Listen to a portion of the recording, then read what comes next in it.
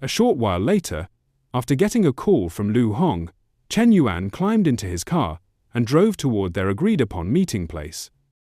Out of the blue, Liu Hong called again. "Yuan, we switched spots. I'm at Shu Yunjian now. Hurry over." Shen Yuan groaned in frustration. "I was nearly there, and you're only telling me now to change locations?" Liu Hong responded, "I just got off work, and my buddies dragged me here. I'm not exactly thrilled about it, you know."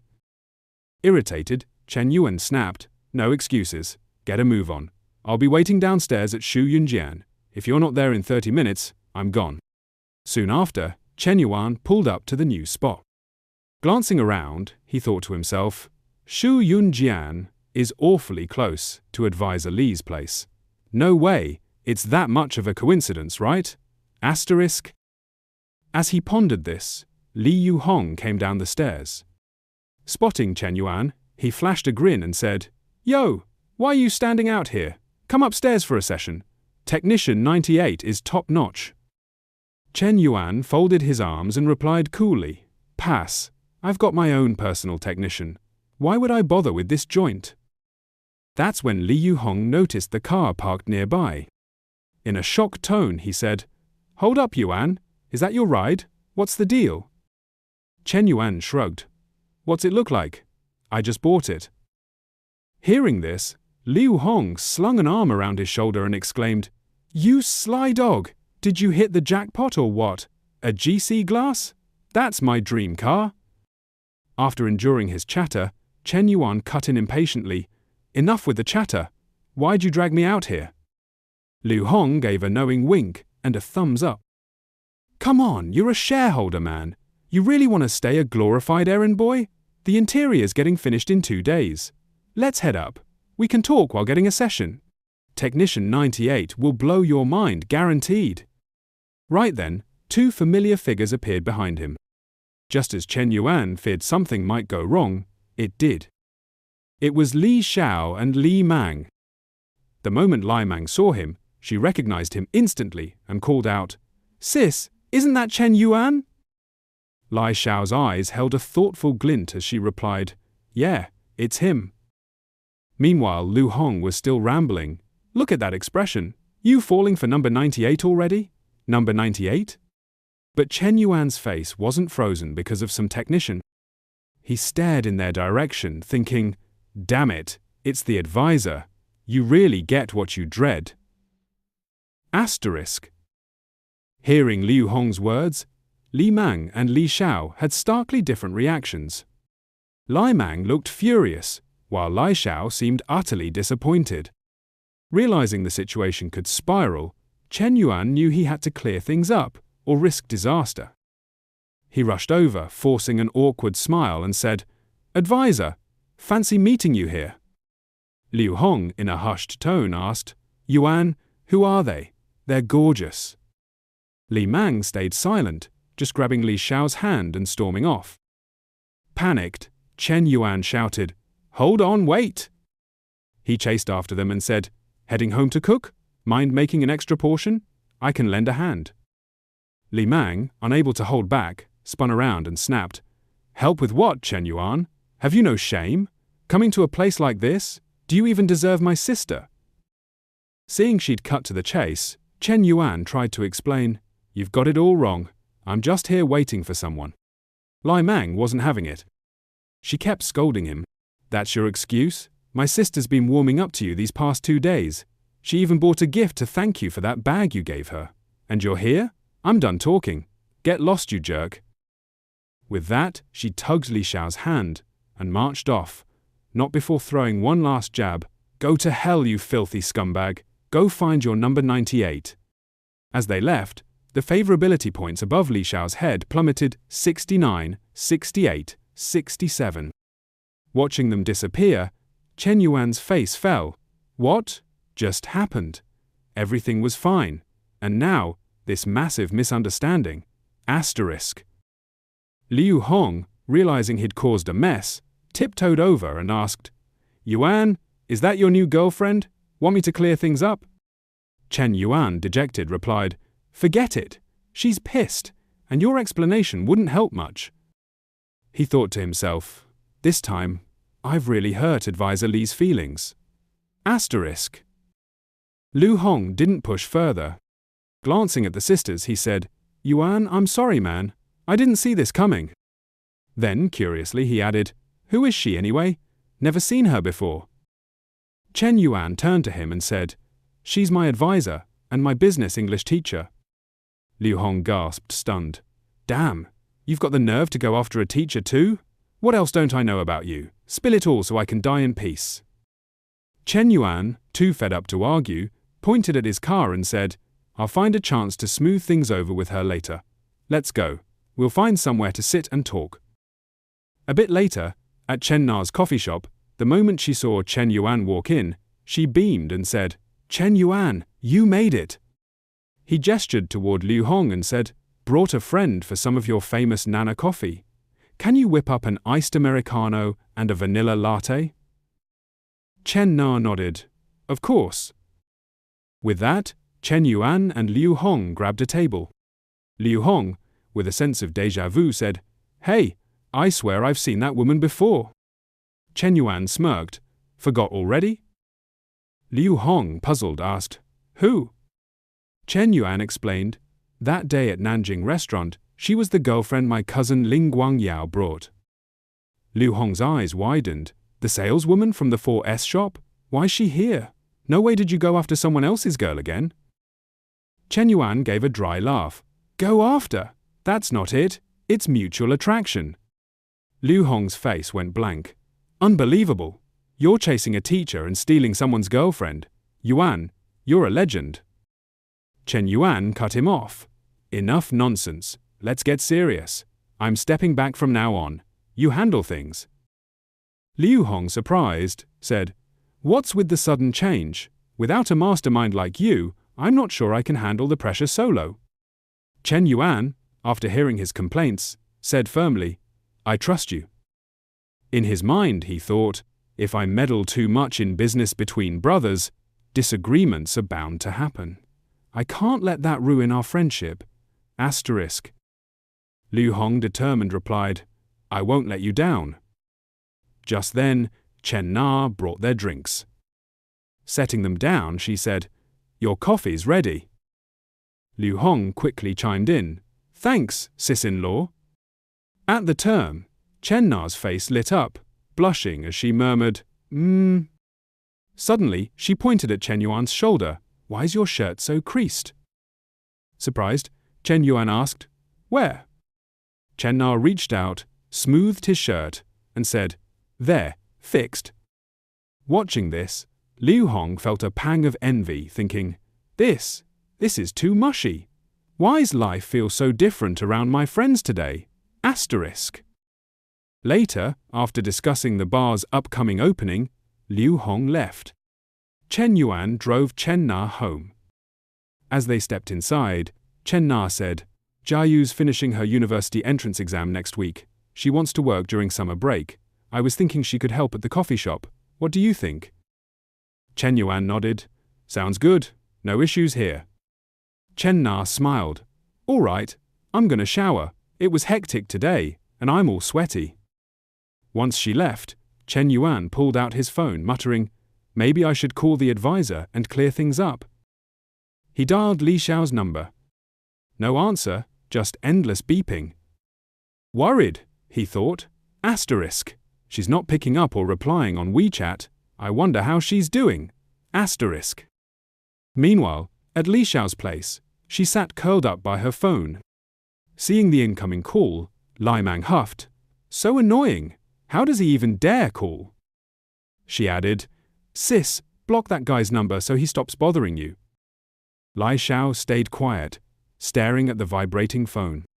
Lai Mang sat beside her, wrapping an arm around her for comfort. Sis, Chen Yuan's no good. He's not worth your tears. You saw his true colors today. In a way, it's a blessing. Li Xiao finally spoke, turning to ask, Why do guys go to places like that? Lai Mang replied, Isn't it obvious? 9 out of 10 guys are driven by lust. They go for physical kicks. Li Xiao pressed, Why do they get so blinded? Lai Mang, with a knowing look, said, "They've got needs. If they're not met, they chase thrills. I hear women in those places are pros at pleasing men." Lai Xiao's mind drifted to past moments, with Chen Yuan, his hugs, his kisses, her pushing him away. She blamed herself, saying, "Maybe I made him hold back too much. He went there to fulfill his needs." Curling up tighter, she whispered, "It's my fault, all because of me." Alarmed by her sister's thoughts, Lai Mang cut in, "Sis, what are you saying? Why would you think that? That's such a warped idea." Pang Mang quickly offered her older sister some heartfelt advice. "Sis, look at me, and think about how I ended up when I was head over heels in love, without thinking." After a brief pause, Leah responded softly, "Yeah." In her mind, she reflected, "Pang Mang's got a point. I can't let myself fall blindly in love. I need to hold back, keep it together." Meanwhile, on Chen Yuan's end, a flurry of messages popped up on his phone. Yi Jinyang texted, "Chen Yuan, is your project looking promising?" Gao Hongwei sent, "Yuan Ji, let's hit up a barbecue spot. I've invited some girls from other schools to talk about the project." Lou Mingda wrote, "Handsome, got you a gas card tonight. Meet us at the cafeteria."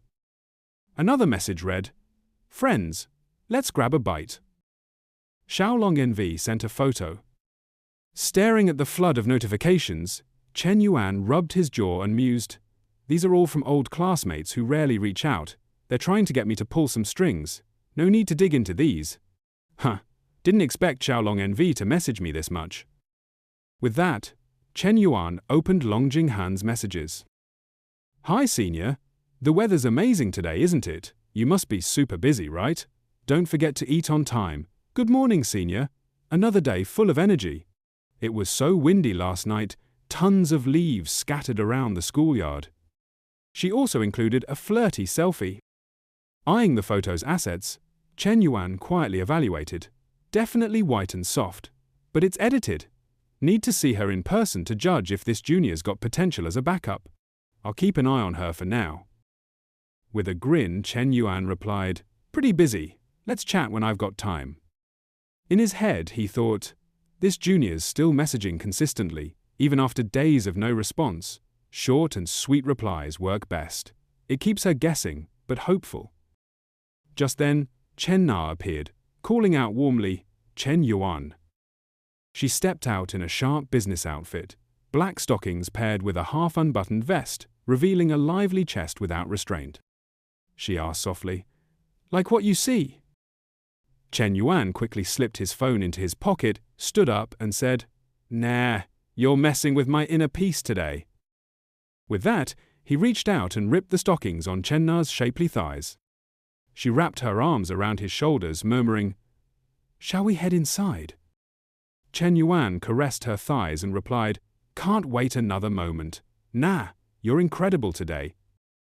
As soon as the words left his mouth, he leaned in to breathe in the scent of her neck deeply. Chen Na hesitated, saying, "Chen Yuan, you feel different somehow." Chen Yuan asked, "Different how?" She replied, "You seem stronger." Then she added, "Have you been working out?" Chen Yuan nodded, "You bet." He leaned back on the bed and asked, "Nah, ever tried horseback riding?" She paused and said, "Number." At that, Chen Yuan took her hand, saying, "Come here, I'll be your free gear. Next time we'll go riding for real." Chen Na caught on and said, "Horseback riding and what you're doing now aren't the same." Chen Yuan grinned, "It's close enough. Don't believe me? Hop on and see." Chen Na climbed on obediently. He started with a playful pace, praising her endlessly. "Amazing! Na's a natural-born knight." The scene shifts to the next day at the Youth League office.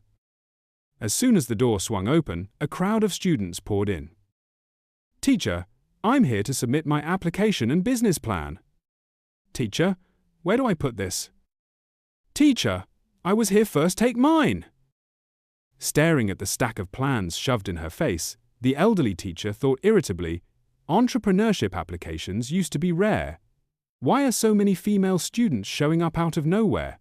Did something happen with Jiang Ming over the weekend that I missed? At the same time, in the gym at the Junyu Hotel, Shen Yuan was jogging when his phone rang, the screen flashing, Secretary Manglu.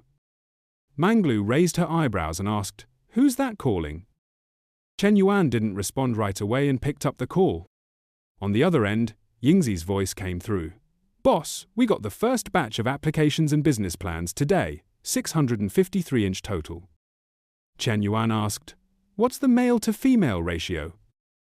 Yingzi answered, 628 women, 25 men. He replied, "Go through them and pick the best, keep the good ones, toss the rest."